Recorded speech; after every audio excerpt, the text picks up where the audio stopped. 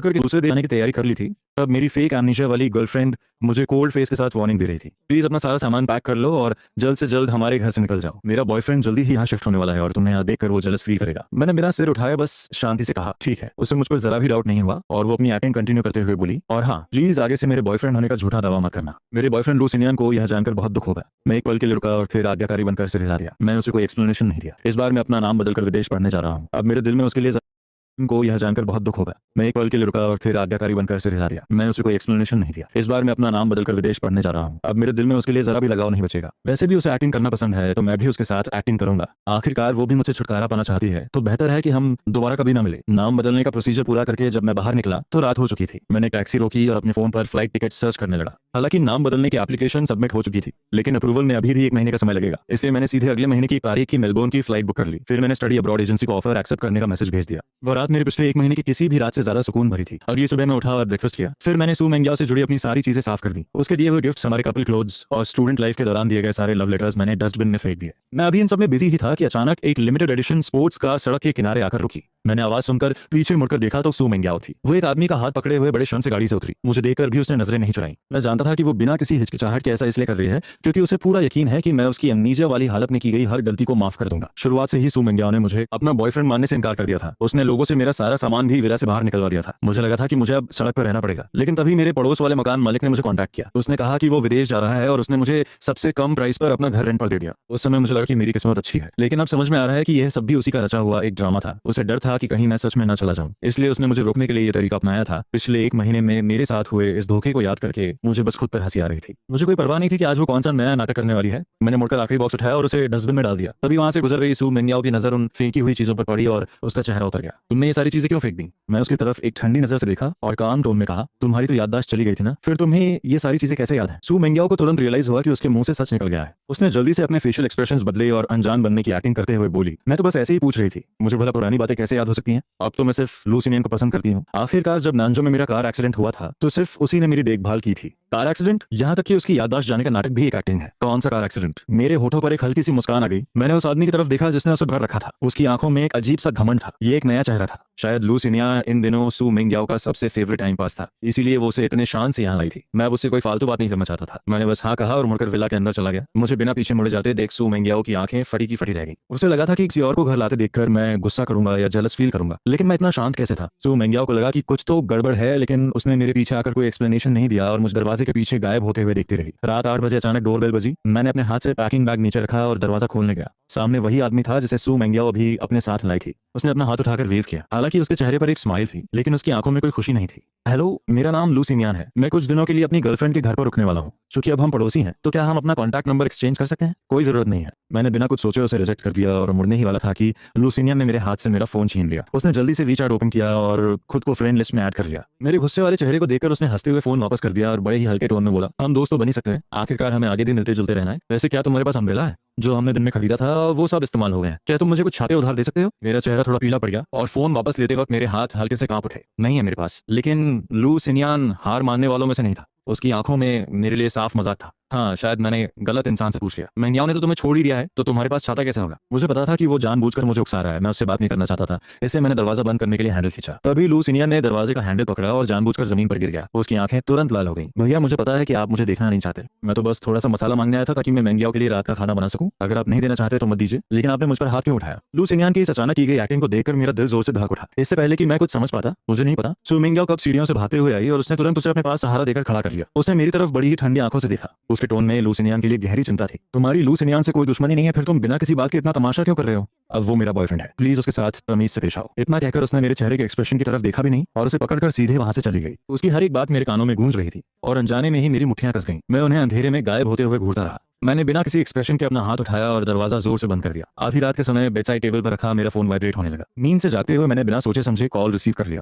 अगले ही पल स्क्रीन का इंटरफेस बदल गया। हिलते हुए कैमरा लेंस और उन घिनौने सीन्स को देखकर मेरी नींद पूरी तरह उड़ गई। मुझे जब ये समझ आया कि फोन के दूसरी तरफ मौजूद लोग क्या कर रहे हैं तो मैं किसी मूर्ति की तरह सुन्न पड़ गया। आखिरकार मैं खुद को रोक नहीं पाया और मैंने कॉल कट कर दी। मेरी नींद से भरी आंखों में अब लाल रंग के खून की लकीरें छा गई थी। इसके बाद कुछ दिनों तक मैं घर से बाहर नहीं निकला। जब तक मेरे बेस्ट फ्रेंड की शादी का दिन नहीं आया तब तक मैंने खुद को संभाला और बाहर निकला। होटल पहुंचकर शादी शुरू होने से पहले मैंने अपना तैयार किया हुआ गिफ्ट उसे दे दिया। हम दोनों ने थोड़ी देर बात की। मेरे दोस्त ने मेरा हाथ पकड़ा और कहा, शियान, मैंने सू मेंगिया को भी इनविटेशन कार्ड भेजा था, उसने आने के लिए हाँ भी कर दी है। थोड़ी देर बाद तुम जाकर उसे रिसीव कर लेना, उसके साथ ज्यादा से ज्यादा बात करना, क्या पता उसे तुम्हारे प्रपोजल का सीन याद आ जाए और उसकी मेमोरी वापस आ जाए। मैं कुछ देर के लिए शांत रहा और फिर अपना सिर ना में हिल दिया। मेरे चेहरे से गायब होती मुस्कान को देखकर मेरे दोस्त की आंखों में चिंता साफ दिखाई दे रही थी। क्या हुआ, क्या तुम अब और कोशिश नहीं करना चाहते? मैं जवाब देने ही वाला था कि तभी मैंने देखा कि सू मेंगियाओ लू सीनियन के साथ दरवाजे पर खड़ी है। मेरे दोस्त ने भी उसी तरफ देखा। उन दोनों को एक दूसरे की बाहों में बाहें डाले देखकर मेरे दोस्त का चेहरा गुस्से से लाल हो गया। वो उन्हें सबक सिखाने के लिए आगे बढ़ा, लेकिन मैंने तुरंत उसे रोक लिया। मेरी आवाज में बहुत थकान थी। रहने दो, बस कुछ दिनों की बात है, फिर सब हमेशा के लिए खत्म हो जाएगा। मेरा दोस्त मेरी बात का मतलब नहीं समझ पाया। वो मुझसे कुछ पूछने ही वाला था कि तभी बेस्ट मैन वहां आ गया। शादी बस शुरू ही होने वाली थी। मैंने बड़ी मुश्किल से अपने दोस्त को समझा बुझाकर स्टेज पर भेजा। हॉल में बज रही वेडिंग मार्च की धुन को सुनकर मैंने एक गहरी सांस ली और मेन हॉल में वापस आ गया। सभी गेस्ट अपनी सीटों पर बैठ चुके थे, सिर्फ सू मेंगियाओ के बगल वाली सीट खाली थी। थोड़ी देर हिचकिचाने के बाद मैं वहां जाकर बैठ गया। शादी के पूरे फंक्शन के दौरान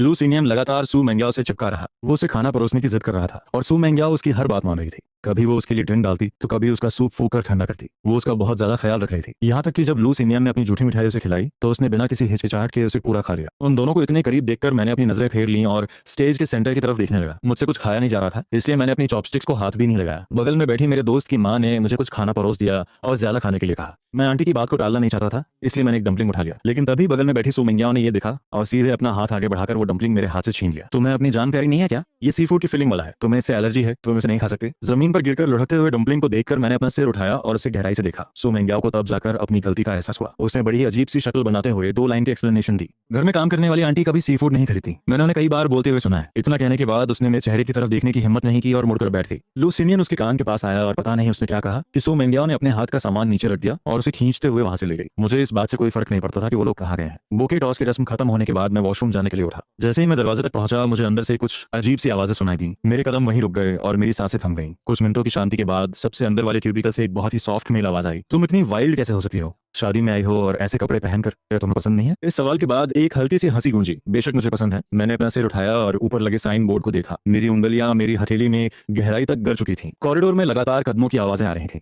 वॉशरूम में अब फिर से शांति छा गई थी। मैंने आखिरी बार उस बंद दरवाजे वाले क्यूबिकल की तरफ देखा। मेरी आंखें लाल चुकी थीं और फिर मैं मुड़कर वहां से चला गया। शादी खत्म होने के बाद अपने दोस्त को बाय बोलकर जैसे ही मैं एलिवेटर से नीचे उतरा, मुझे सड़क पर वही जानी पहचानी स्पोर्ट्स कार खड़ी दिखाई दी। मैंने उसे अनदेखा कर दिया और टैक्सी रोकने के लिए आगे बढ़ा। तभी पता नहीं लू सिन्यान कहां से आ गया और उसने मेरा हाथ पकड़ लिया। मेंगियाओ को कंपनी में कुछ काम था तो वो पहले चली गई और गाड़ी मेरे लिए छोड़ गई। हम दोनों पास ही रहते हैं तो चलो मैं तुम्हें ड्रॉप कर देता हूँ। मैंने बिना कुछ सोचे उसे रिजेक्ट कर दिया, लेकिन लू सिन्यान ने मेरी एक ना सुनी और मुझे जबरदस्ती धक्का देकर पैसेंजर सीट पर बैठा दिया। उसने दरवाजा लॉक किया और गाड़ी स्टार्ट कर दी। वो बहुत तेज गाड़ी चला रहा था, इसलिए मुझे मजबूरी में अपनी सीट बेल्ट बांधनी पड़ी। पूरे रास्ते लू सिन्यान ने नॉर्मल बातचीत का बहाना बनाकर मुझे ताना मारना जारी रखा। तुमने पहले से ही पता था ना कि मेंगियाओ अपनी याददाश्त जाने का नाटक कर रही है? तुम्हारी इतनी हिम्मत कैसे हुई कि तुमने उसे सच बताने की कोशिश नहीं की? मैंने उसकी तरफ एक ठंडी नजर से देखा और काम टोन में कहा, इससे तुम्हारा कोई लेना देना नहीं है। मेरा इससे लेना देना कैसे नहीं है? मैं भी तो मेंगियाओ के बगल में खड़े होकर प्राउडली उसका फियांस बनना चाहता हूँ। हालांकि अभी उसका ऐसा कोई इरादा नहीं है, लेकिन तुम भी जानते हो कि उसे मेरी बॉडी कितनी पसंद है। देर सवेर उसे मुझसे प्यार हो ही जाएगा। तुम्हें मुझ पर यकीन नहीं है? मैंने उसकी बातों पर बिल्कुल ध्यान नहीं दिया और मुड़कर खिड़की के बाहर का नजारा देखने लगा। मुझे अपनी बातों का कोई जवाब न देते देख लू सिन्यान गुस्से से पागल हो गया। उसने कुछ और भड़काने वाली बातें कहीं, लेकिन मैंने अपनी आंखें बंद कर ली और ऐसा दिखावा किया जैसे वो वहां है ही नहीं। मेरे इस रवैये से लू सिन्यान को बहुत चिढ़ हुई। उसने सामने वाले टर्निंग पॉइंट को दिखा और अचानक से स्टीयरिंग व्हील घुमा दिया। एक जोरदार झटके के साथ हुए क्रैश की वजह से मेरा पूरा शरीर बेकाबू होकर आगे की तरफ झुक गया। जैसे ही मैंने अपनी आंखें खोली, मुझे शीशे के टुकड़े अपने चेहरे की तरफ आते हुए दिखाई दिए। मैंने तुरंत अपने हाथों को अपने चेहरे को बचाने के लिए आगे कर लिया। मेरे हाथ से गहरा लाल खून बहने लगा। मैं गाड़ी के साइड डोर से टकराया और मुझे एक भयानक दर्द महसूस हुआ। मेरी आंखों के सामने अंधेरा छा गया और मैं बेहोश हो गया। मुझे नहीं पता कि कितना समय बीत गया। मेरे कानों में बहुत शोरगुल की आवाज आ रही थी। दोनों पेशेंट्स के हाथों की तुरंत सर्जरी करनी पड़ेगी, लेकिन अभी हॉस्पिटल में सिर्फ एक ही डॉक्टर है जो ये सर्जरी कर सकता है। जिस पेशेंट का पहले ट्रीटमेंट नहीं होगा उसके विकलांग होने का रिस्क हो सकता है। मिस सू, आप किसे बचाना चाहती हैं? ये सुनकर मैंने खुद को थोड़ा होश में लाने की कोशिश की और बड़ी मुश्किल से मेरे गले से 2 शब्द निकले। मेरे हाथ मेरे लिए बहुत जरूरी है। मेरे हाथ में कोई प्रॉब्लम नहीं होनी चाहिए। उस गर्म छोटे से हाथ ने जो मेरे बाएं हाथ को पकड़े हुए था, आवाज सुनकर तुरंत मेरी पकड़ छोड़ दी। जैसे ही मैंने आंखें खोली, मैंने सू मेंगियाओ के चेहरे पर एक पल के लिए घबराहट देखी। उसने अपना हाथ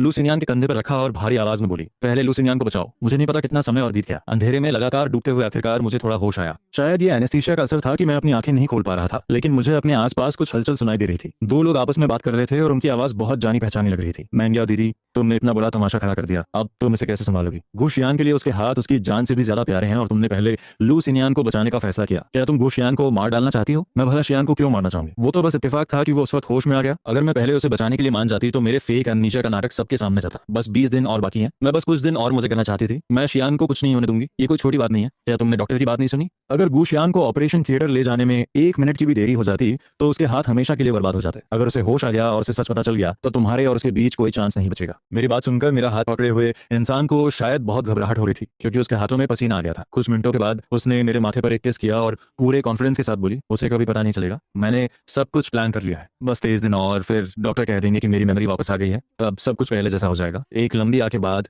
कोई कमरे से बाहर चला गया। दूसरा इंसान अभी भी मेरे हॉस्पिटल बेड के पास बैठा था और धीरे धीरे बड़बड़ा रहा था, शियान, हमारी शादी का दिन बहुत करीब है, मैंने वेडिंग रिंग भी ऑर्डर कर दी है। जैसे ही मेरी याददाश्त वापस आएगी तुम मुझे देखा होगे। जब हमारा मैरिज सर्टिफिकेट बन जाएगा तो मैं तुम्हें ऑरोरा देखने ले चलूंगी, ठीक है? क्या तुम्हें याद है जब हमारी 3rd एनिवर्सरी थी और तुमने शूटिंग स्टार को देखकर एक विश मांगी थी? तुमने कहा था कि तुम हमेशा मेरे साथ रहना चाहते हो। उस वक्त मैं बहुत खुश हुई थी, मैं भी तुम्हारे साथ अपनी पूरी जिंदगी बिताना चाहती हूँ। एनेस्थीसिया का असर धीरे धीरे कम रहा था और मुझे याद आया कि यह लगातार बड़बड़ाने वाला इंसान कौन था। ये मेरी फियांस सू मिंग्याओ थी। वो मेरी बहुत फिक्र कर रही थी। हर आधे घंटे में वो डॉक्टर को बुलाकर मेरी कंडीशन चेक करवाती। वो बहुत प्यार से मुझे पानी पिलाती और मेरे ब्लैंकेट को ठीक करती। वो एक पल के लिए भी मेरे पास से नहीं हटी, लेकिन जैसे ही मुझे पूरी तरह से होश आया, मुझ पर लुटाया गया, उसका सारा प्यार किसी लहर की तरह पीछे हट गया। उसे मुझसे आंखें चुराकर वार्ड से बाहर जाते हुए देखकर मेरी आंखों में एक ताना सा आ गया। मैंने अपना फोन उठाकर टाइम देखा, तब मुझे पता चला कि मैं 3 दिनों से बेहोश था। मेरे मैसेजेस में अभी भी सिर्फ एड्स और फोन बिल के नोटिफिकेशंस थे। मैं बस मन ही मन प्रार्थना कर रहा था कि मेरा नाम बदलने का प्रोसेस जल्दी से पूरा हो जाए। इसके बाद काफी लंबे समय तक सू मिंग्याओ मुझसे मिलने नहीं आई, लेकिन लू सिनियान मुझे हर रोज बहुत सारे मैसेजेस भेजता था, जिनमें वो मुझे भड़काने वाली बातें और अपने रोमांस की फोटोज भेजता था।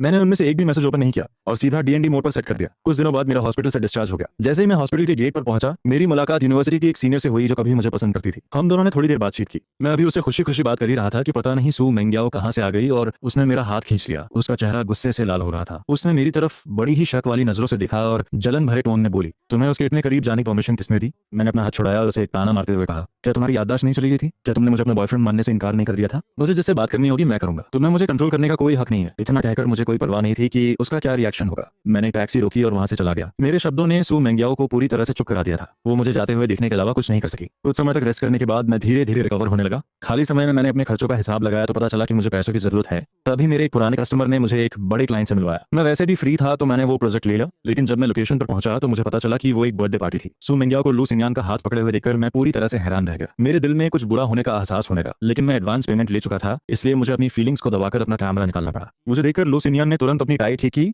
और मुस्कुराते हुए मेरे पास आया। माफ करना, मैंने तुम्हें परेशान किया। फोटोज थोड़ी लो एंगल से लेना और ब्राइटनेस भी थोड़ी कम रखना। जब मैं स्टेज पर जाऊं तो कैमरा थोड़ा जूम इन कर लेना। उसकी इन सारी डिमांड्स को मानकर मैंने सैकड़ों फोटोज खींची, लेकिन लू सिनियान को एक भी फोटो पसंद नहीं आई और वो मुझे दोबारा फोटोज खींचने के लिए फोर्स करने लगा। मैंने बहुत पेशेंस के साथ 3-4 बार दोबारा फोटोज खींची, जिससे मेरी चोटिल कलाई में फिर से दर्द होने लगा। लू सिनियान ने मेरी तरफ देखा और मजाक उड़ाते हुए कहा, ये तुमने कैसी फोटोज खींची है? गु शियान, तुम तो बहुत बड़े फोटो। चोटिल कलाई में फिर से दर्द होने लगा। लू सिनियान ने मेरी तरफ देखा और मजाक उड़ाते हुए कहा, ये तुमने कैसी फोटोज खींची हैं? गु शियान, तुम तो बहुत बड़े फोटोग्राफर माने जाते हो, लेकिन ऐसा लगता है कि तुम उतने भी अच्छे नहीं हो जितना लोग कहते हैं। चलो पहले वाली फोटोज यूज कर लेते हैं, कम से कम उनमें से कुछ तो देखने लायक हैं। आसपास के लोग भी मुझे छुपाकर मेरी इस हालत पर हंसने लगे। मैंने अपनी सुन्न पड़ चुकी टांगों को थोड़ा मतलब और खड़ा हो गया। उस समय लू सिनियान और भी ज्यादा घमंडी हो गया था। वो सू मिंग्याओ के पास गया, पीछे मुड़ा और मेरी तरफ हाथ हिलाया। मेरी नजरें एक जगह टिक गईं, लेकिन मैं जल्द ही अपने नॉर्मल कोल्ड एक्सप्रेशन में वापस आ गया। मैंने अपना कैमरा उठाया, लेंस को उन दोनों की तरफ पॉइंट किया और शटर बटन दबा दिया। लू सिनियान ने बहुत सारे पोज दिए और आखिर में उसने सू मिंग्याओ को किस किया। उसी पल पूरी पार्टी खुशी से झूम उठी और सब चिल्लाने लगे, क्या ड्रामा चल रहा है? इन आवाजों को सुनकर सू मिंग्याओ की बॉडी एक पल के लिए स्टिफ हो गई। उसने लू सिनियन की कमर पर से अपना हाथ हटा लिया और थोड़ी नर्वस होकर मेरी तरफ देखा, लेकिन मैंने कोई रिएक्शन नहीं दिया। मैं सिर नीचे करके कैमरा में फोटोज चेक कर रहा था, जैसे कि अभी जो कुछ भी हुआ मुझे उससे कोई फर्क ही ना पड़ा हो। रात की 11 बजे 4 घंटे से चल रही ये पार्टी आखिरकार खत्म हो गई। मैंने अपना कैमरा वापस बैग में रखा और टिश्यू पेपर निकालकर अपने कपड़ों से केक पोंछने लगा, जो लू सिनियन ने गलती से मुझ पर गिरा दिया था। तभी खाली हॉल में कदमों की आवाज गूंजने की। मैंने सिर उठाकर देखा तो लू सिनियन मुस्कुराते हुए सीधा मेरी तरफ आ रहा था। तुमने आज बहुत मेहनत की है, तुम्हें पैसों की बहुत जरूरत है ना? मैं चाहता हूँ कि तुम मेरी कुछ और फोटोज खींचो, मैं तुम्हें डबल पैसे दूंगा। क्या तुम ये काम करोगे? डबल पैसे? मैंने कुछ देर सोचा और फिर हाँ में सिर हिला दिया। लू सिनियन सीधा मुझे ऊपर होटल रूम में ले गया। उसने सबसे पहले शूटिंग एंगल और कंटेंट फिक्स किया। मैं अभी कॉर्नर में अपना कैमरा सेट कर ही रहा था कि बाहर से किसी ने दरवाजा खटखटाया। लू सिनियन ने दरवाजा खोलने में कोई जल्दबाजी नहीं दिखाई और मेरी तरफ देखकर एक बहुत ही अजीब सी मुस्कान के साथ बोला, बस अभी शुरू होने वाला है, सब कुछ रिकॉर्ड करना मत भूलना। इतना कहकर उसने कर्टन खींच दिया और कॉर्नर को कवर कर दिया, जिससे कैमरा के लिए सिर्फ एक छोटी सी जगह बच गई। मैं उस छोटी सी जगह में सिकुड़ कर बैठ गया और पास आती कदमों की आवाजें सुन रहा था। झुकते हुए उस रोमांटिक लाइट में लू सिनियन एक औरत की टाई खींचते हुए धीरे धीरे आगे बढ़ा। उन दोनों की बॉडीज एक दूसरे से पूरी तरह चिपक गई थी। कैमरा लेंस में सू मिंग्याओ को लू सिनियन के साथ इतनी शिद्दत से किस करते हुए देखकर स्टैंड पर रखे मेरे हाथ जोर से कस गए। उसे पता ही नहीं था कि मैं भी उसी कमरे में हूँ। कमरे में उनकी हवस और भी ज्यादा बढ़ने लगी थी। उन लगातार आने वाली आवाजों को सुनकर सुनकर मैं पूरी तरह से सुन्न हो चुका था। मुझे सांस लेने में भी तकलीफ हो रही थी। ऐसा लग रहा था मानो वक्त बहुत धीरे धीरे गुजर रहा हो। रात के 3 बजे कमरे में हलचल बंद हुई और बाथरूम से पानी गिरने की आवाज आने लगी। मैंने कर्टन हटाया और अपने सुन्न हो चुके पैरों को घसीटते हुए बाहर निकला। मैंने जमीन पर बिखरे हुए कपड़ों को पार किया, वो मेमोरी कार्ड टेबल पर रखा और दरवाजा खोलकर बाहर निकल गया। आधी रात की सड़क पर कोई नहीं था और मैं बिना किसी मंजिल के यूं ही भटक रहा था। मुझे नहीं पता कि मैं कितनी देर तक चला। जब मैंने अपनी थकी हुई आंखें उठाई तो मुझे एहसास हुआ कि मैं अनजाने में अपने हाई स्कूल पहुंच गया हूं। पुरानी यादें ताजा होने लगी। सुमंगिया ने स्पोर्ट्स ग्राउंड के 1000 मीटर वाले ट्रैक पर मेरा हाथ पकड़कर दौड़ लगाई थी। उसने मेरे बर्थडे पर पूरे ऑडिटोरियम को गुलाब के फूलों से सजा दिया था और फ्लैग रेजिंग स्टेज पर पूरे स्कूल के सामने मुझे प्रपोज किया था। सब कुछ पहले जैसा ही था, लेकिन वहां खड़े मेरे दिल की हालत अब पूरी तरह से बदल चुकी थी। मैं स्कूल बिल्डिंग की तरफ गया और वहां मुझे टीचिंग डायरेक्टर मिले जो शायद काम पर आए थे। क्योंकि सुमंगिया ने इतने ग्रैंड तरीके से मुझे प्रपोज किया था, इसलिए स्कूल के लगभग सभी टीचर्स मुझे पहचानते थे। डायरेक्टर ने मुस्कुराते हुए मुझे हेलो कहा। गुशियान, तुम अचानक स्कूल वापस कैसे आ गए? सुमंगिया कहाँ है? मैंने कुछ समय पहले सुना था कि तुम दोनों की सगाई हो गई है। क्या तुम हमें इनविटेशन कार्ड देने आए हो? मैंने जबरदस्ती मुस्कुराने की कोशिश की और टॉपिक बदल दिया। मैं बहुत समय से यहाँ नहीं आया था, तो सोचा कि यहाँ से गुजर रहा हूँ तो टीचर से मिलता चलूँ। हम दोनों बातें करते हुए चलने लगे और पुरानी यादों में खो गए। बहुत सारी बातें याद करके हम दोनों बहुत इमोशनल हुए। विदा लेने से पहले डायरेक्टर को शायद कुछ याद आया। वो ऑफिस के कैबिनेट से एक पुरानी पीली पड़ चुकी डायरी निकाल कर लाए और मुझे दे दी। ये मैंने सू मेंगियाओ से स्टडी क्लास के डिसिप्लिन चेक के दौरान जब्त की थी। चूंकि अब तुम दोनों की शादी होने वाली है तो ये तुम उसे वापस कर देना। मैं एक पल के लिए हैरान रह गया। मैंने वो डायरी ली और टीचर को झुककर प्रणाम किया। वापस लौटते समय मैंने वो डायरी खोली और उसमें सू मेंगियाओ की प्यारी सी हैंडराइटिंग लिखी। हर पेज पर एक ही नाम लिखा था। उस डायरी में एक लड़की के दिल की बातें लिखी थी जो एक लड़के को पसंद करती थी। इसे पढ़ते पढ़ते मेरी आंखें भर आईं और आंसू बेकाबू होकर बहने लगे। एक एक बूंद मेरे पास्ट की याद भी थी और एक तरह की विदाई भी। जब गाड़ी विला के दरवाजे पर रुकी तो मैंने डायरी बंद कर दी। दरवाजा खोलते ही मेरी नजर सू मेंगियाओ से मिली जो अभी अभी वापस आई थी। उसकी गर्दन पर लव बाइट्स का लाल निशान देखकर मुझे रात की घटना याद आ गई और मैंने अपनी नजरें फेर ली। सू मेंगियाओ ने नोटिस किया कि मैं शायद रोया हूँ। उसने भौहें सिकोड़ी और अभी वो कुछ पूछने ही वाली थी कि लू सिनियान जो उसे पकड़े हुए था मेरी लाल आंखों को देखकर हंसने लगा। तुमने कल रात बहुत मेहनत की है। मैंने पैसे ट्रांसफर कर दिए। तुमने जो शूट किया वो मुझे बहुत पसंद आया। तुम्हें भी पसंद आया होगा, है ना? उसका ये ताना सुनकर सू मेंगियाओ का दिल जोर से धड़क उठा। क्या पसंद आया? रात के पहले हिस्से की बर्थडे फोटोज। और क्या हो सकता है रात के दूसरे हिस्से की? उसे इस तरह से बकवास करते देख सू मेंगियाओ का दिल धक से रह गया। उसने तुरंत अपने हाथों से उसका मुंह बंद कर दिया। मैंने उनकी तरफ ध्यान नहीं दिया और मुड़कर घर की तरफ चल दिया। डस्टबिन के पास से गुजरते हुए मैंने डायरी उसी में फेंक दी। वो जवानी के दिन जो प्यार सच्चाई से भरे थे अब पूरी तरह से दफन होते थे। जाने से पहले मैंने लैंडलॉर्ड को मैसेज किया और कहा कि मैं आगे रेंट कंटिन्यू नहीं करूंगा। लैंडलॉर्ड बार बार पूछती रही कि मैं घर क्यों खाली कर रहा हूँ। मैंने कोई भी बहाना बना दिया। लैंडलॉर्ड ने कहा कि वो मुझे कुछ दिनों की छूट दे सकती है और मुझे अगले महीने के बीच तक रहने दे सकती है। मुझे पता था कि सू मेंगियाओ ने ही उसे मुझे कुछ दिन और रुकने के लिए कहा होगा ताकि वो अपनी याददाश्त वापस आने का नाटक कर सके और मुझे वापस घर ले जा सके। मैंने उनके इस प्लान को नहीं तोड़ा और हाँ कह दिया।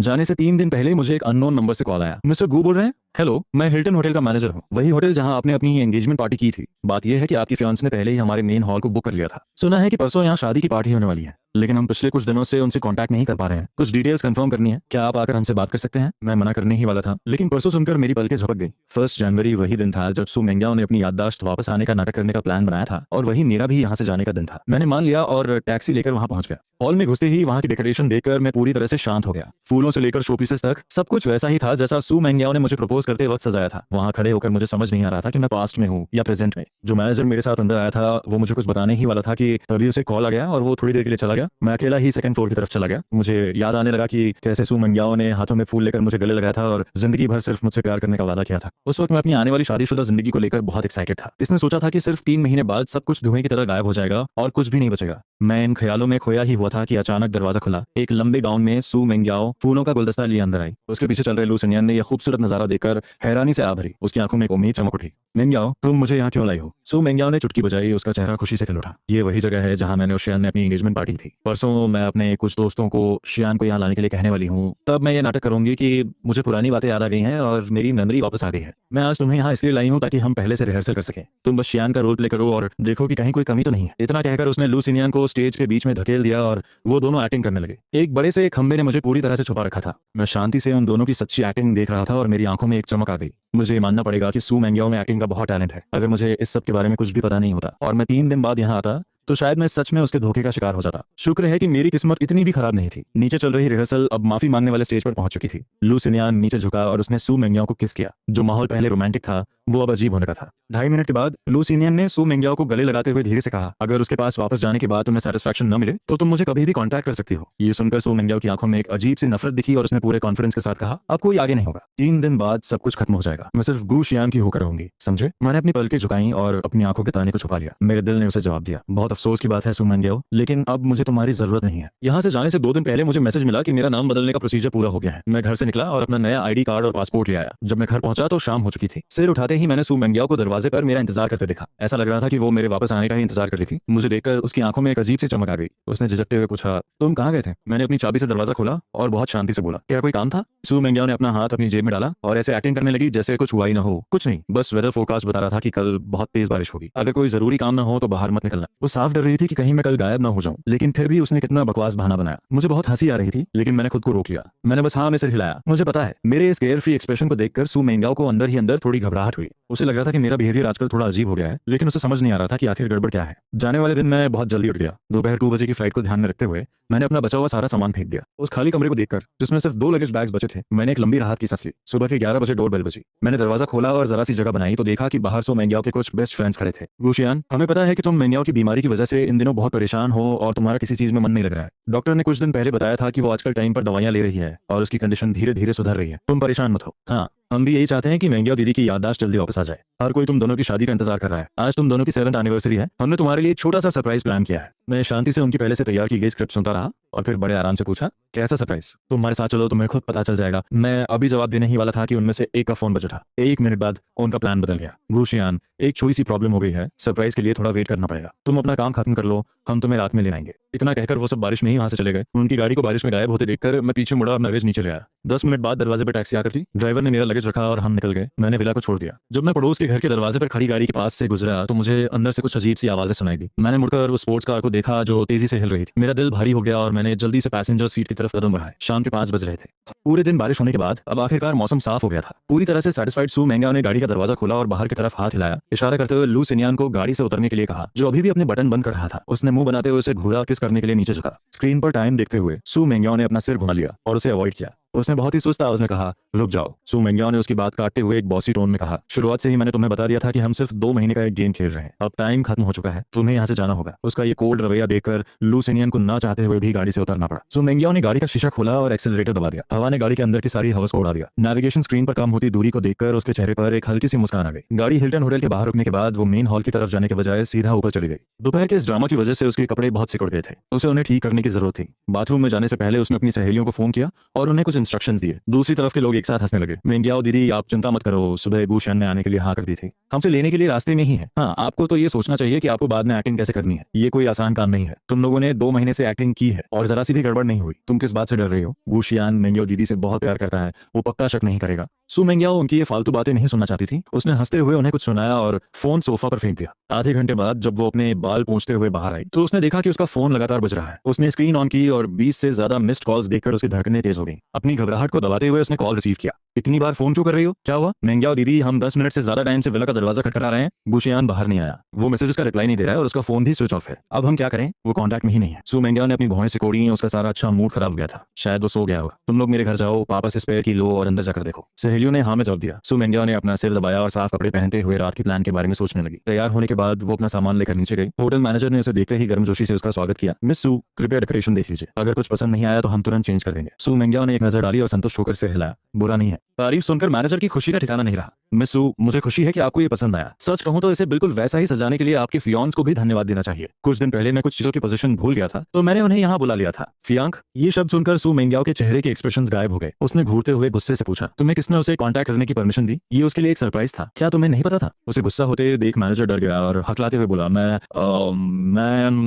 आपसे कांटेक्ट नहीं कर पा रहा था, इसलिए मैंने इमरजेंसी में मिस्टर गू को बुलाया। और आपने ये भी नहीं कहा था कि इसे सीक्रेट रखना है। मुझे लगा कि आप दोनों की एंगेजमेंट हो चुकी है तो 1 महीने से ज्यादा की प्लानिंग पानी में मिल गई। सू मेंगियाओ गुस्से से लाल हो गई। उसने अपनी उंगली जोर से खींच ली और वो गुस्सा करने ही वाली थी कि तभी उसके दोस्त का फोन आ गया। मेंगियाओ दीदी, सब गड़बड़ हो गई। गुशियान गायब हो गया है। मैनेजर की बात और इस खबर को एक साथ सुनकर सू मेंगियाओ का दिमाग सुन हो गया। तो जाओ उसे ढूंढो। उसका गुस्सा सुनकर फोन के दूसरी तरफ उसकी दोस्त लगभग रोने ही वाली थी। ऐसा नहीं है कि हम उसे ढूंढ नहीं रहे हैं। विला पूरी तरह से खाली हो चुका है। हमने सीसीटीवी चेक किया। उसने सुबह ही अपना सारा सामान फेंक दिया था और 12 बजे अपना लगेज लेकर चला गया। हमें नहीं पता वो कहाँ गया। एक एक शब्द सू मेंगियाओ के कानों में किसी बम की तरह फट रहा था। वो वहीं जम गई। 12 बजे टैक्सी, वो सारी बातें जिन्हें उसने नजरअंदाज कर दिया था अब उसे याद आ रही थी। बेचारा मैनेजर, जिसे कुछ पता नहीं था, वो अभी भी लगातार एक्सप्लेन कर रहा था। सच कहूं तो अगर मैं मिस्टर गू को फोन नहीं भी करता तो भी शायद उन्हें सब पता चल जाता। उस दिन उन्होंने मुझसे बहुत सारे सवाल पूछे थे। जाने से पहले उन्होंने मुझे एक बॉक्स दिया और कहा कि मैं आज रात ये आपको दे दूं। इतना कहकर मैनेजर ने वो चीज आगे बढ़ा दी। दोनों हाथों में पकड़े उस रिंग बॉक्स को देखकर सू मैंग्याओ को लगा कि उसकी सांसें अटक गई हैं।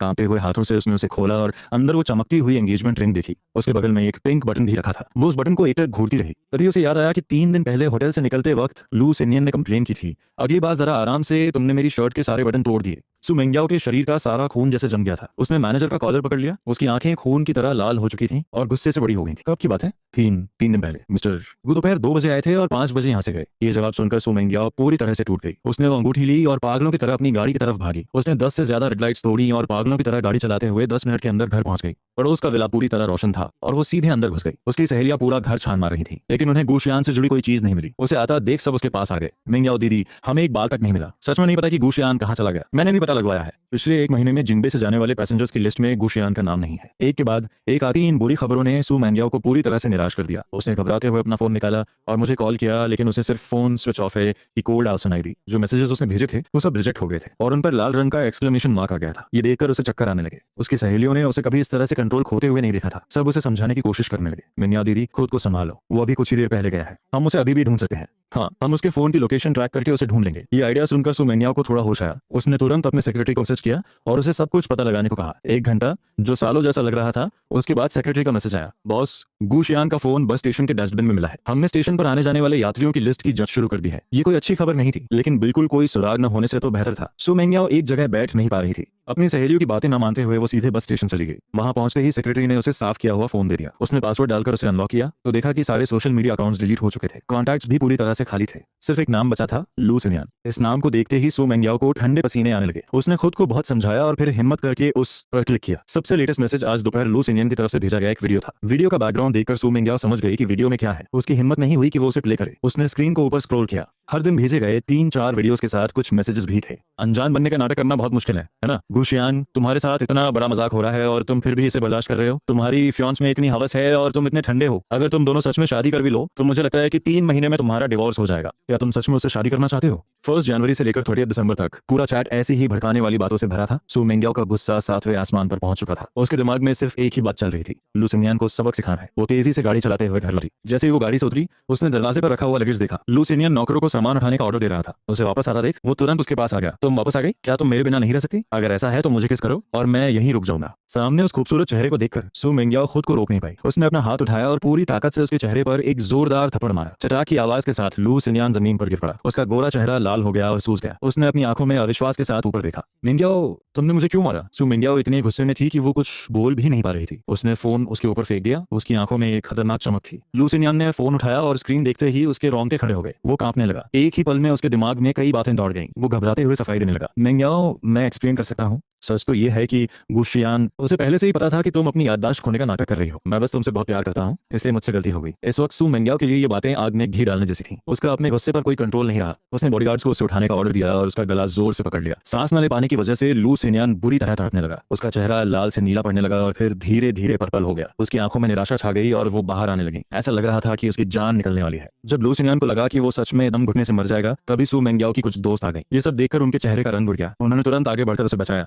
मेंग्याओ दीदी, शांत हो जाओ। अभी सबसे जरूरी काम गुशियान को ढूंढना है। हाँ, ये आदमी तो हमारे कब्जे नहीं है। हम इससे बाद में भी निपट सकते हैं। अभी भी वक्त है। ये बातें सुनकर सू मेंग्याओ ने आखिरकार अपने हाथ रोक लिए। उसने जमीन पर गिरे हुए उस आदमी की तरफ आखिरी बार देखा और बहुत ही डरावनी आवाज में बोली, इसे दो लिहुआ के पास ले जाओ और इस पर कड़ी नजर रखना। ये नाम सुनते ही लू सिनियन, जो लगभग बेहोश हो चुका था, अचानक होश में आ गया। वो घिसता हुआ सू मेंग्याओ के पास गया, उसके पैर पकड़ लिए और भीख मांगते हुए बोला, मेंग्याओ नहीं, मेंग्याओ दीदी, मैं 2 महीने तक तुम्हारे साथ रहा हूँ। मुझे इस बार माफ कर दो। बस मुझे जाने दो। मैं वादा करता हूँ कि मैं तुम्हें कभी परेशान नहीं करूंगा, प्लीज। सू मेंग्याओ के चेहरे पर कोई इमोशन नहीं था। उसकी सहेलियां भी उसे समझाने की हिम्मत नहीं कर पाई। वो उसे खींचते हुए गाड़ी में ले गई। लू सिनियन खुद को छुड़ा नहीं पा रहा था और बेबस होकर रियर व्यू मिरर में दूर जाते हुए घर को देखता रहा। उसकी दर्द भरी आवाज पूरी गाड़ी में गूंज रही थी। सब लड़कियों के चेहरे पर एक गुस्सा था। अगर तुम चुपचाप बात मान लेते, कोई नाटक नहीं करते और पैसे लेकर चले जाते तो तुम्हें अपनी पूरी जिंदगी की फिक्र नहीं करनी पड़ती। लेकिन तुम्हें अपनी औकात नहीं पता थी। तुमने जानबूझकर गुशियान को उकसाया। तुम इसी लायक हो। अब तुम्हें सबक मिल गया होगा। जब तुम सिस्टर ड्यू के पास पहुंचोगे तो चुपचाप उनकी बात मानना, तभी तुम्हारी जान बच सकती है। वरना उनके आदमियों के जो तरीके हैं, तुम बस दर्द सहने के लिए तैयार रहना। जब मेरी फ्लाइट मेलबोर्न में लैंड हुई तब आधी रात हो चुकी थी।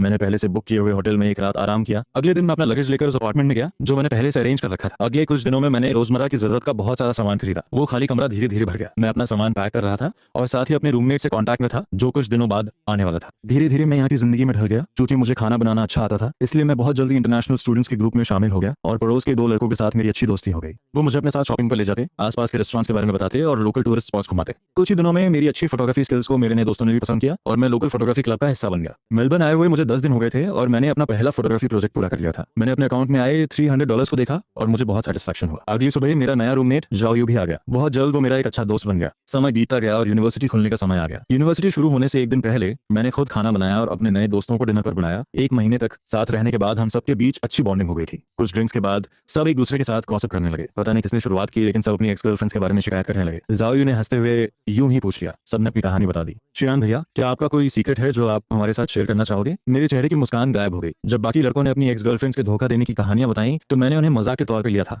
लेकिन जब बात मुझ पर आई तो मुझे कुछ भी बोलना बहुत मुश्किल लगा। इतना वक्त गुजरने के बाद जब भी मैं सू मेंगजाओ का नाम याद करता हूँ तो मुझे कोई दुख नहीं होता। लेकिन इन लड़कों के सामने जो मुझसे 2-3 साल छोटे थे, अभी अभी ग्रेजुएट हुए थे और दुनियादारी से अनजान थे, मुझे समझ नहीं आ रहा था कि मैं क्या कहूँ। आखिरकार 10 साल का रिश्ता, 7 साल का प्यार और शादी से सिर्फ 1-2 महीने पहले पहले कार का धोखा मिलना सुनने में बहुत ही दर्दनाक कहानी लगती है। मैं नहीं चाहता था कि लोग मुझे हमदर्दी भरी नजरों से देखें। इस 1015 सेकंड की शांति से जाओ यू को समझ आ गया कि कुछ तो गड़बड़ है। उसने खुद ही टॉपिक बदल दिया और मुझे शर्मिंदा नहीं किया। खाना पीना खत्म होने के बाद जाओ यू खुद मेरे पास आया और माफी मांगने लगा। शियान भैया, मेरा वो मतलब नहीं था। I am sorry. मुझे पता था कि उसने जानबूझकर नहीं किया था, इसलिए मैंने हंसते हुए हाथ हिलाकर उसे माफ कर दिया। अपने कमरे में वापस आने के बाद मैंने अपना फोन खोला और उस नए वीचैट अकाउंट में लॉगिन किया जो मैंने 1 महीने पहले बनाया था। मेरे कुछ दोस्तों ने मुझे लगातार बहुत सारे मैसेजेस भेजे थे। मैंने उन सबको एक एक करके रिप्लाई किया। सबने मेरा हाल पूछा था जिसके लिए मैंने थैंक यू कहा। मेरे बेस्ट फ्रेंड का तुरंत रिप्लाई आया। शियान, तुम किसी दूसरे देश में जाकर ऐसे कैसे गायब हो गए जैसे हवा में उड़ गए हो? मुझे तुम्हारी बहुत फिक्र हो रही थी। स्क्रीन देखकर ही मुझे अंदाजा हो गया कि वो किस टोन में कंप्लेन कर रहा होगा। मैंने एक हल्की सी सांस ली और तुरंत उससे माफी मांगी और बताया कि मैं ठीक हूँ। हम दोनों ने एक दूसरे को अपनी रीसेंट लाइफ के बारे में बताया। बातें करते करते मुझे नींद आ गई। अगली सुबह जब मैं उठा तो मैंने अपने बेस्ट फ्रेंड के ढेरों मैसेजेस देखे और मेरी आंखें फटी रही। जब मैंने उन्हें एक एक करके पढ़ा तो पता चला कि वो सब सू मेंगजाओ के बारे में थे। तुम्हारे जाने के बाद सू मेंगजाओ हर दूसरे दिन मुझे ढूंढती हुई आती है और तुम्हारे बारे में पूछती है। फिक्र मत करो, मैंने अपना मुंह बंद रखा है और उसे एक शब्द भी नहीं बताया। अच्छा हुआ कि तुम एयरपोर्ट जाने से पहले बस स्टेशन गए थे। उसे लग रहा है कि तुम बुलेट ट्रेन लेकर जिन्बे से बाहर गए हो और वो तुम्हें पूरे देश में ढूंढ रही है। मैंने सुना है कि सू मेंगजाओ इन दिनों बार में जाकर बहुत शराब पी रही है। कुछ दिन पहले उसे शराब पीने की वजह से पेट से खून बहने लगा और उसे हॉस्पिटल में एडमिट करवाया गया। वो इसी लायक है। वो तुम्हारे माता पिता के पास भी गई थी, लेकिन तुम्हारा तो उनसे बहुत पहले से ही कोई कांटेक्ट नहीं है। उन्हें तो कुछ पता ही नहीं होगा। सू मेंगजाओ के बारे में ये सब पढ़कर मुझे कोई फर्क नहीं पड़ा। दूर नदी के साफ पानी को देखते हुए मेरे दिमाग में कई यादें आ गई। जब मैं 12 साल का था मेरे माता पिता का तलाक हो गया। उन्होंने अपनी नई फैमिली बना ली और मुझे मेरी दादी के पास छोड़ दिया जो अकेली रहती थी। जब मैं 17 साल का था तब मेरी दादी गुजर गई। फैमिली रजिस्टर में सिर्फ मेरा नाम बचा था। 18 साल की उम्र में जब मैंने सू मेंगजाओ के साथ रिश्ते में आने के लिए हाँ की थी तब उसने मुझसे वादा किया था कि वो मुझे एक परिवार देगी। मैंने उसकी बातों पर विश्वास किया और 7 साल तक उसका इंतजार किया, लेकिन बदले में मुझे क्या मिला? एमनीजिया का एक घटिया नाटक और धोखा। उन 30 दर्दनाक दिनों को याद करके आज भी मेरे रोंगटे खड़े हो जाते हैं। शुक्र है कि अब सब खत्म हो गया है। मैंने कर्टन हटाया और खिड़की से आती सूरज की तेज रोशनी ने मेरे अंदर की सारी ठंडक दूर कर दी। सुबह के 8 बजे अलार्म बजा। मैंने कपड़े बदले, अपना बैग लिया और जाओ यू के साथ यूनिवर्सिटी चला गया। फ्रेशमैन एनरोलमेंट सेरेमनी ऑडिटोरियम में हो रही थी। मैं नए और एनर्जेटिक स्टूडेंट्स के बीच बैठा था। प्रिंसिपल की मोटिवेशन से भरी बातें सुन रहा था। मेरे मन में जो एक अजीब सा डर था वो धीरे धीरे खत्म हो गया। गुशियान का नया फ्यूचर अब शुरू हो चुका था। सू मेंगजाओ ने जैसे ही आंखें खोली उसे डिसइंफेक्टेंट की तेज महक आई। शराब के साइड इफेक्ट्स अभी भी उसकी बॉडी में फैल रहे थे। उसका सिर भारी था और पेट में बहुत तेज दर्द हो रहा था। उसने खाली नजरों से अपने आसपास देखा। उसे धीरे धीरे होश आ रहा था। उसके पास खड़े सू फैमिली के लोगों ने जब देखा कि उसे होश आ गया है तो उन्होंने राहत की सांस ली, लेकिन उनके चेहरे अभी भी उदास थे। तुम एक आदमी के लिए कब तक ऐसे मरने का नाटक करोगी? उसकी कुछ सहेलियां भी उसके पास आ गईं और उसे समझाने लगी। गुशियान को गए 1 महीना हो गया है और उसका कोई अता पता नहीं है। वो जानबूझकर ऐसा कर रहा है। मेंगजाओ दीदी, उसे भूल जाओ। तुम जैसा लड़का चाहो वैसा मिल सकता है। फिर तुम उसी के पीछे क्यों पड़ी हो? सू मेंगजाओ पिछले 1 महीने में ये बातें कई बार सुन चुकी थी। उसने कभी इन पे ध्यान नहीं दिया और अब भी उन्हें अनसुना कर रही थी। उसकी लाल आंखें खाली थीं। उसके बिना मेकअप वाले चेहरे पर सिर्फ एक जिद दिख रही थी। उसे इस तरह बर्बाद होते देखकर सू मेंगजाओ की मां का गुस्सा फूट पड़ा और उन्होंने आखिरकार अपना आपा खो दिया। तुम सू फैमिली की इकलौती बेटी हो। तुम्हारे कंधों पर सू ग्रुप के फ्यूचर की जिम्मेदारी है और तुम हर दिन इस तरह प्यार में पागल होकर क्या कर रही हो? मैं तुम्हें आखिरी बार बता रही हूँ, मैंने तुम्हारे लिए लड़का पसंद कर लिया है। 5 दिन बाद शादी है और तुम्हें वहां आना होगा। अगर तुम अभी भी नहीं समझी तो आगे से सू फैमिली का नाम इस्तेमाल करना भूल जाना। इतना कहकर सू मेंगजाओ की मां ने उसकी तरफ देखा भी नहीं और गुस्से से दरवाजा पटककर चली गई। कमरे में सन्नाटा छा गया। उसकी सहेलियां भी चुप रहीं। सू मेंगजाओ बड़ी मुश्किल से उठी। उसकी आवाज भारी और थकी हुई थी। उस बुढ़िया ने किसे चुना है? जोहान, जो फैमिली का तीसरा बेटा। सू मेंग्याओ ने एक ठंडी सांस ली और उसकी आंखों में एक अजीब सी चमक आ गई। तुम लोग जाकर उसे कहो कि शादी का फैसला कोई और नहीं कर सकता। अगर वो समझदार है तो खुद शादी तोड़ दे, वरना जो फैमिली की बेइज्जती करने के लिए मजबूर मत करना। सू मेंग्याओ के इस टोन से ही उसकी सहेलियां समझ गई कि वो आसानी से हार नहीं मानेगी। लेकिन अभी कुछ देर पहले सू आंटी के गुस्से को देखकर उन्होंने डरते डरते उसे समझाने की कोशिश की। मेंग्याओ दीदी, हमारे सर्कल में शादियां बिजनेस डील्स की तरह होती हैं। सू आंटी ने अपना फाइनल डिसीजन सुना दिया है और जो फैमिली से पंगा लेना भी आसान नहीं है। क्यों ना इस बात को यहीं खत्म कर दें। हाँ, इनविटेशन कार्ड्स पहले ही भेजे जा चुके हैं, अब पीछे हटने का कोई रास्ता नहीं है। दूल्हा बदल गया तो क्या हो, अगर गुशियान वापस आ भी जाए तो उसका फैमिली बैकग्राउंड तुम्हारे स्टेटस से मैच नहीं करता। सू मेंग्याओ ने कभी नहीं सोचा था कि वो सहेलियां जो बचपन से उसके साथ हैं वो ऐसी बकवास करेंगी। उसका चेहरा गुस्से से लाल हो गया और उसने उन्हें घूर कर देखा। अगर तुमने दोबारा ऐसी बात कही तो यहाँ से दफा हो जाना। मैं सू मेंग्याओ हूँ और मेरी जिंदगी में मेरा पति सिर्फ गुशियान ही होगा। मुझे कोई फर्क नहीं पड़ता कि वो जो फैमिली से है या शीए फैमिली से, मैं किसी से शादी नहीं करूंगी। उनकी बातों का कोई असर न होते देख उसकी सहेलियों ने भी कुछ बोलना ठीक नहीं समझा। वो सब चुपचाप वहां से चली गई। हॉस्पिटल वार्ड में अब सू मेंग्याओ अकेली थी। उसने अपनी आंखें बंद कर ली और उसके दिमाग में कई तस्वीरें घूमने लगी। रोज घर से निकलने से पहले मैं उसके कपड़े ठीक करता था और उसे किस करता था। जब वो बीमार होती थी तो मैं उसकी फिक्र में रोने लगता था और उसके लिए गर्म सूप लेकर जाता था। एनिवर्सरीज पर मेरे दिए हुए सरप्राइज गिफ्ट्स और हर साल साथ रहने का वो वादा अब सिर्फ एक सपना बनकर रह गया। सेक्रेटरी के उस मैसेज को देखकर कि अभी भी मेरा कोई पता नहीं है, सू मेंग्याओ का टूटा हुआ दिल एक बार फिर दर्द से भर गया। उसने उस फोन को कसकर पकड़ लिया जो मैंने फेंक दिया था, जैसे वही उसकी आखिरी उम्मीद हो। मेंग्याओ दीदी, हमने जो हान से बात की है, उसने कहा कि शादी का फैसला उसके पेरेंट्स ने किया है और वो उनकी बात मानेगा। वो शादी नहीं तोड़ेगा। अब हम क्या करें। ये सुनकर सू मेंग्याओ का दिल और टूट गया। उसकी आंखों में गुस्सा भर गया। अगर उसे समझ नहीं आ रहा है तो हम देखते हैं कि आगे क्या होता है। उसकी इस आवाज को सुनकर उसकी सहेलियों का दिल दहल गया। जो फैमिली भी जिंगबे में एक बहुत बड़ी फैमिली थी। मेंग्याओ दीदी, तुम क्या करने वाली हो, प्लीज कुछ गलत मत करना। सू मेंग्याओ ने उनकी तरफ देखा लेकिन कोई जवाब नहीं दिया और टॉपिक बदल दिया। लू सिनियन कहाँ है। तो उसकी सहेलियां तो इस आदमी के बारे में भूल ही गई थी। सब एक दूसरे का मुंह देखने लगी। पता नहीं, सिस्टर डू से पूछना पड़ेगा। इतना कहकर वो कॉल करने ही वाली थी कि सू मेंग्याओ, जिसके अंदर गुस्सा भरा हुआ था और उसे निकालने का कोई रास्ता नहीं मिल रहा था, उसने उन्हें रोक दिया और खुद वहां जाने का फैसला किया। वीआईपी रूम में घुसते ही जैसे ही वो बैठी, डू ली हुआ शराब और एक आदमी को लेकर अंदर आई। वो सू मेंग्याओ को खुश करने की कोशिश कर रही थी। बॉस सू, आपको जो चाहिए था मैं ले आई, आप खुद देख लीजिए। इतना कहकर उसने अपने पीछे डरे हुए चुप रहे आदमी को धक्का दिया। लू सिनियन अब सिर्फ हड्डियों का ढांचा बन चुका था। उसके हाथों और पैरों पर नीले और पर्पल निशान थे। वो बुरी तरह कांप रहा था और ऊपर देखने की हिम्मत भी नहीं कर पा रहा था। कमरे में आए लोगों को देखकर उसकी आंखों में एक अजीब सा डर था। मेंग्याओ दीदी, 1 महीने में ही एक हैंडसम लड़का ऐसी हालत में पहुंच जाएगा, ये देखकर कमरे में मौजूद हर कोई हैरान रह गया। सिर्फ सू मेंग्याओ के चेहरे पर कोई इमोशन नहीं था। वो उस आदमी को घूरती रही और उसकी आंखों में सिर्फ नफरत थी। आखिर में उसकी आवाज में बहुत पछतावा था। कमरे में कई लोगों ने लंबी आह भरी। काश मुझे पहले पता होता तो मैं ये सब शुरू ही क्यों करती। 2 महीने पहले इसी वीआईपी रूम में कही गई बातों को याद करके उन्हें लगा कि वो मजाक में की गई बातें अब सच हो गई थी। सेकंड मिस शहन ने अपने प्यार को पाने के लिए जो कुछ भी किया उसका कोई असर नहीं हुआ और गुशियान ऐसे गायब हो गया जैसे वो कभी था ही नहीं। इस 1 महीने में उसकी सहेलियों ने उसे ढूंढने के लिए अपने सारे कॉन्टैक्ट्स का इस्तेमाल किया। उन्होंने हर वो जगह छान मारी जहां वो हो सकता था, लेकिन कुछ पता नहीं चला। कोई इंसान इतने बड़े सर्च ऑपरेशन से कैसे बच सकता है और अपना कोई सुराग कैसे नहीं छोड़ता। ये सवाल उन सबके दिमाग में घूम रहा था। यूनिवर्सिटी शुरू हुए 1 हफ्ता हो गया था और मैं कैंपस के माहौल में ढल रहा था। रोज सुबह उठकर क्लासेस अटेंड करना और क्लासमेट्स के साथ असाइनमेंट्स डिस्कस करना, खाली समय में दोस्तों के साथ घूमना फिरना और पार्टी करना। अगर पहले मेरी जिंदगी से समुद्र में आ रहे तूफान की तरह थी तो अब ये शांत पानी की तरह हो गई थी। मैं इस शांति को एंजॉय कर रहा था। मेरा शरीर और दिमाग दोनों रिलैक्स हो गए थे। शनिवार की दोपहर को मैं और जाओयू पार्क में वॉक करने गए। वापस आकर मैंने देखा कि वी चैट पर मैसेजेस की बाढ़ आई हुई है। मेरे कई दोस्तों ने मुझे एक ही लिंक फॉरवर्ड किया था। उस लिंक को खोलते ही मुझे सू मेंग्याओ और गुशियान के नाम दिखाई दिए। जब मैंने उस शादी का पूरा वीडियो देखा तो मैं कुछ बोल ही नहीं पाया। मैंने बस कुछ डॉट्स रिप्लाई कर दिए। मेरे बेस्ट फ्रेंड का मैसेज भी तुरंत आ गया। उसने गुस्से में बहुत सारी गालियां लिखी थी।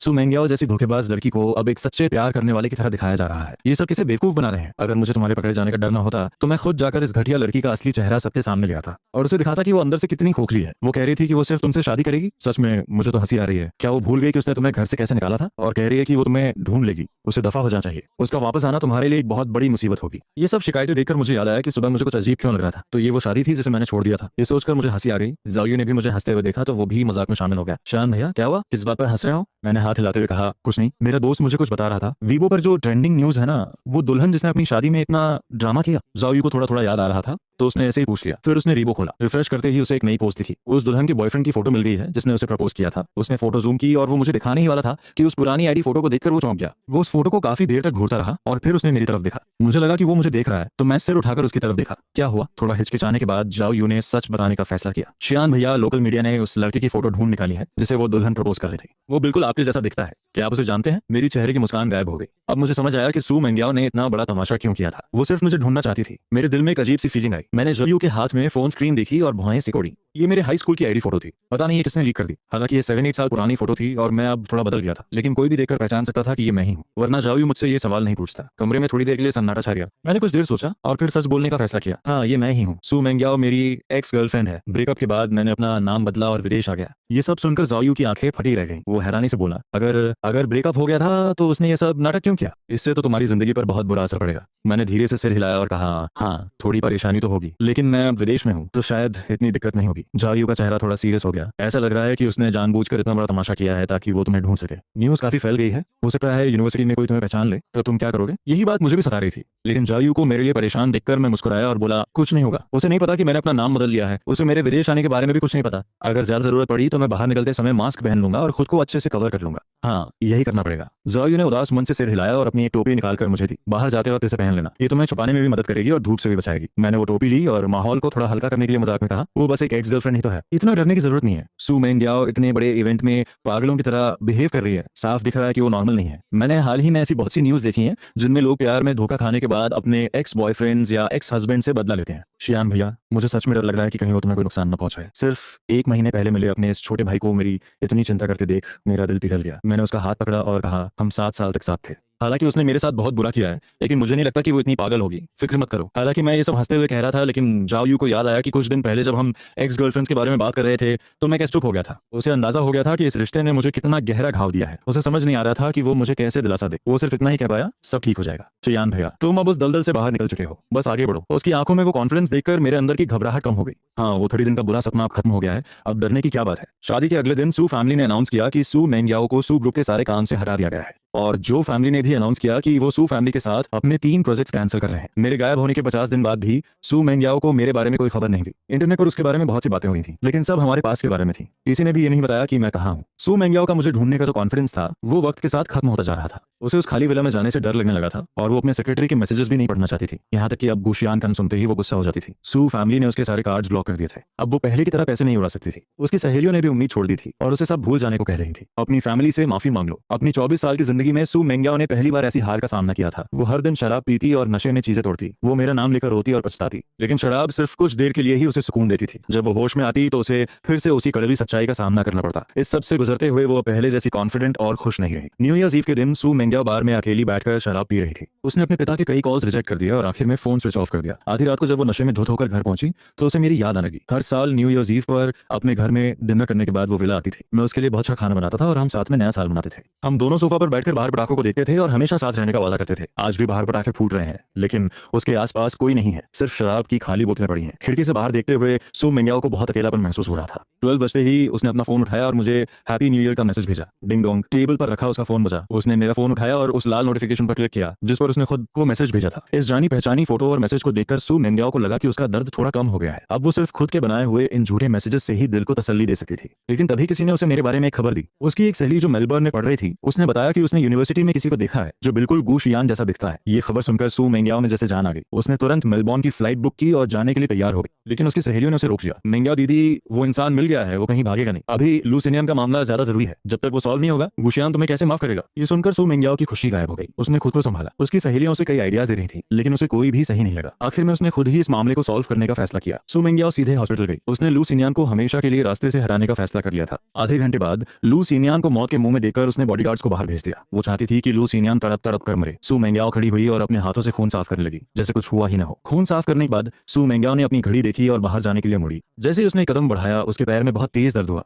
वो जमीन पर गिर पड़ी। दर्द से उसका चेहरा बिगड़ गया। जब उसने पीछे देखा तो लू सिनियान पागलों की तरह हंस रहा था। तो उसने अपने शरीर से एक चाकू निकाला जिससे खून सू मेंग्याओ के चेहरे पर जा गिरा। खून की उस अजीब सी महक से सू मेंग्याओ का दिमाग सुन्न हो गया। लू सिनियान को सिर्फ वही और दिख रही थी जिसने उसकी जिंदगी बर्बाद कर दी थी। ये उसके लिए बदला लेने का आखिरी मौका था। लू सिनियान ने अपनी पूरी ताकत लगाई और वो चाकू सू मेंग्याओ के शरीर में घोंप दिया। एक के बाद एक कई चीखें कमरे में गूंजने लगी। दर्द से भरी वो चीखें धीरे धीरे धीमी हो गईं और सिर्फ सिसकने की आवाज रह गई। सू मेंग्याओ की आंखें फटी रह गईं। उसकी मुट्ठियां खुल गईं। लू सिनियान की भी सारी ताकत खत्म हो चुकी थी। उसके हाथ से चाकू छूटकर जमीन पर गिर पड़ा। उन दोनों का खून जमीन पर मिलकर एक नदी की तरह बहने लगा। दीवार पे लगी घड़ी की सुई अभी भी घूम रही थी। सू मेंग्याओ को अब धीरे धीरे कम दिखाई देने लगा था और दर्द भी कम हो रहा था। उसे लगा जैसे वो बादलों में गिर रही है। उसकी आंखों के सामने कई यादें घूमने लगी। बचपन से लेकर अब तक की सारी यादें, उन ब्लैक एंड व्हाइट यादों में सिर्फ एक ही इंसान रंगीन था। 16 साल का मैं सफेद सूट पहने शांति से पियानो बजा रहा था। 18 साल का मैं उसके हॉस्पिटल बेड के पास खड़ा रो रहा था और उसका हाथ पकड़े हुआ था। 23 साल का मैं आंखों में आंसू लिए हुए वो लाल गुलाब ले रहा था और उसका पति बनने के लिए हाँ कह रहा था। 24 साल का मैं छाता लेकर तेज बारिश में जा रहा था और मुझे उसके चेहरे पर कोई इमोशन नहीं दिख रहा था। उस धुंधली होती हुई परछाई को देखकर सू मेंगयाओ के शरीर में तनी हुई वो डोर टूट गई। उसे लगा जैसे उसके शरीर से कुछ निकल रहा है। वो उसे जाने नहीं देना चाहती थी, लेकिन वो कुछ कर भी नहीं सकती थी। उसे महसूस हो रहा था कि उसका शरीर धीरे धीरे ठंडा पड़ रहा है। सिर्फ उसकी आंखों से आंसू की एक धार बह रही थी। पहली बार इतनी गर्मी में न्यू ईयर सेलिब्रेट करना मेरे और जाओयू दोनों के लिए बहुत नया एक्सपीरियंस था। जाओयू के पेरेंट्स चाइना से बहुत सारी चीजें लेकर आए थे। वो दोनों लिविंग रूम में डेकोरेशंस लगा रहे थे। पूरे घर में खुशियों का माहौल था। बहुत सालों बाद मुझे फाइनली न्यू ईयर की वो खुशी महसूस हो रही थी। मेरी दादी के गुजरने के बाद से मैं हमेशा अकेला ही न्यू ईयर मनाता था। हालांकि सू मेंगयाओ मेरे पास आती थी, लेकिन वो हमेशा रात 8 बजे से पहले ही चली जाती थी। घर में मैं बिल्कुल अकेला रह जाता था। बाहर के जश्न को देखकर मुझे अपना अकेलापन और भी ज्यादा महसूस होता था। मुझे लगा था कि शादी के बाद नया साल मेरे लिए खुशियां लेकर आएगा, लेकिन मेरी शादी कभी हुई ही नहीं। और अब फाइनली मैं अकेले न्यू ईयर नहीं मना रहा था। किचन में बिजी जाओयू के पिता ने फ्रेशली फ्राइड मीट बॉल्स निकाले और मुस्कुराते हुए मुझे टेस्ट करने को कहा। उनके टोन में मेरे लिए बहुत प्यार और केयर थी। श्यान, ये शाओयू की फेवरेट डिश है। इतने सालों में ये मेरा सबसे अच्छा न्यू ईयर था। अगले 2 सालों तक मैंने अपना न्यू ईयर ऑस्ट्रेलिया में ही मनाया। हर साल जाओयू के पेरेंट्स हमारे साथ सेलिब्रेट करने आते थे। इतने समय तक साथ रहने के बाद हम एक फैमिली की तरह हो गए थे। जिस साल मेरा ग्रेजुएशन हुआ, जाओ फैमिली मेलबर्न में ही सेटल हो गई। जाओयू ने मुझसे पूछा कि क्या मेरा यहीं रुकने का प्लान है। मैंने इस बारे में बहुत सोचा था। चाइना में मेरे जो भी क्लोज फ्रेंड्स थे वो सब अपनी लाइफ में सेटल हो चुके थे और मेरी फैमिली से मेरा कोई कनेक्शन नहीं था। वहाँ मेरा कोई घर या प्रॉपर्टी भी नहीं थी। अगर मैं अपने रिलेशनशिप्स और करियर को देखूं तो मुझे यहीं रुकना ज्यादा सही लगा। इसलिए मैंने जॉब ढूंढना शुरू किया और इमिग्रेशन के पेपर्स तैयार करने लगा। इस सब में जाओ फैमिली ने मेरी बहुत मदद की। पढ़ाई के दौरान ही मैंने अपनी स्किल्स की वजह से अच्छे खासे पैसे जमा कर लिए थे। इसलिए ग्रेजुएशन के बाद मैंने अपना खुद का एक छोटा सा फोटोग्राफी स्टूडियो खोल लिया। अगले 2 सालों में मेरा स्टूडियो काफी बड़ा हो गया और अच्छा चलने लगा। 4 साल पूरे होने के बाद मुझे परमानेंट रेजिडेंसी मिल गई। जब मैं पेपर वर्क के लिए चाइना वापस गया तो अपने पुराने दोस्तों से मिला। सालों बाद हम सब मिल रहे थे। वक्त बहुत तेजी से बीत गया था। अब हम वैसे नहीं दिखते थे जैसे हम जवानी में दिखते थे, लेकिन फिर भी जब हम मिले तो हमें लगा जैसे कुछ बदला ही नहीं है। सबको मेरी लव लाइफ के बारे में जानने में बहुत इंटरेस्ट था। मैंने भी उन्हें सब कुछ बहुत आराम से बताया। पिछले 2 सालों में मेरे 2 रिलेशनशिप्स रहे, लेकिन कुछ रीजंस की वजह से हमारा ब्रेकअप हो गया। मेरी करंट गर्लफ्रेंड के साथ मेरा रिलेशन पिछले साल अगस्त से है। वो मुझसे 2 साल छोटी है, लेकिन काफी मैच्योर है। मैं उन्हें अपनी लव लाइफ के बारे में बता रहा था और फोटोज और वीडियोस दिखा रहा था। स्क्रीन पर हम दोनों को एक साथ खुश देखकर सबने राहत की सांस ली। हम काफी देर तक बातें करते रहे। कभी पता नहीं किसने सू मेंगयाओ का नाम लिया। सुना है सू मेंगयाओ मर चुकी है। ये सुनकर मुझे थोड़ा झटका लगा। इन सालों में मैं अपनी पढ़ाई और काम में इतना बिजी था कि मैं चाइना की कोई खबर ही नहीं सुनी थी। कभी कभी जब मैं जाओयू के साथ पुरानी बातें याद तो वक्त किसी धुएं की तरह लगता था जिसे मैं साफ साफ नहीं देख सकता। और सू मेंगयाओ का नाम भी किसी पुरानी फेडेड फोटो की तरह लगता था। मुझे लगा था कि वो समय के साथ आगे बढ़ गई होगी, अपना फैमिली बिजनेस संभाल रही होगी और एक नई जिंदगी जी रही होगी। मुझे नहीं पता था कि वो मर चुकी है। कमरे में एक पल के लिए सन्नाटा छा गया। सब मेरा रिएक्शन देख रहे थे। मुझे सिर्फ शॉक देखकर सब रिलैक्स हो गए और फिर से बातें करने लगे। हाँ, मैंने भी ये खबर सुनी थी श्यान। मैं तुम्हें बताना चाहता था, लेकिन फिर मुझे लगा कि तुम अब मूव ऑन कर चुके हो तो मैं ये दुखद बात तुम्हें क्यों बताऊं। इसमें दुखी होने वाली क्या बात है। मैंने सुना है कि उसने उस लू नाम के आदमी को बहुत टॉर्चर किया था और उसी ने बदला लेने के लिए उसे मार दिया। उसे उसके किए की सजा मिली। इतने लंबे समय के बाद मुझे उस आदमी का नाम भी याद नहीं आ रहा था। मुझे सिर्फ उस कार एक्सीडेंट की याद थी जिसने मेरी जिंदगी लगभग बर्बाद कर दी थी। इसलिए जब मैंने सुना कि मेरी जिंदगी बदलने वाले उन 2 लोगों का ये अंजाम हुआ तो मुझे थोड़ा अजीब लगा, लेकिन वो सिर्फ एक पल के लिए था। आखिरकार वो बहुत पहले की बात थी। वो यादें हवा के झोंके की तरह आई और